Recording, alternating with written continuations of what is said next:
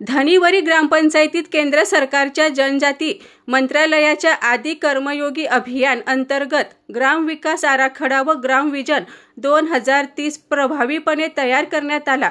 महसूल ग्रामनिहाय आराखडे पोर्टलवर अपलोडही करण्यात आले। विशेष बैठकीस मंत्रालयाच्या संचालक श्रीमती दीपाली मासिरकर, प्रकल्प अधिकारी विशाल खत्री, गट विकास अधिकारी पल्लवी सस्ते यांच्यासह जिल्ह्यातील अधिकारी व ग्रामस्थ उपस्थित होते।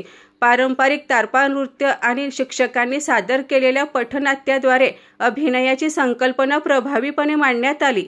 या कृती आराखड्यात शिक्षण, आरोग्य, रस्ते, पायाभूत सुविधा, स्थलांतर रोखणे, रोजगार निर्मिती, महिला बचत गट सक्षमीकरण व कौशल्य विकास केंद्र यांचा समावेश आहे। हा आराखडा 2030 पर्यंतच्या गावाचा विकासाला दिशा देणारा असून केवळ कागदापुरता न राहता प्रत्यक्ष अंमलबजावणीसाठी तयार करण्यात आला आहे।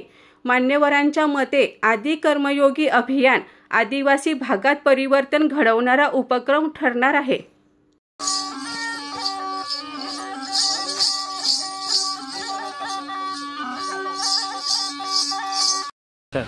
आज दिनांक 1 ऑक्टोबर रोजी धानेवारी ग्रामपंचायतीला माननीय दीपाली मासिरकर मॅडम, भारतीय पोलीस सेवा यांची व्हिजिट ऑर्गनाईज करण्यात आलेली होती।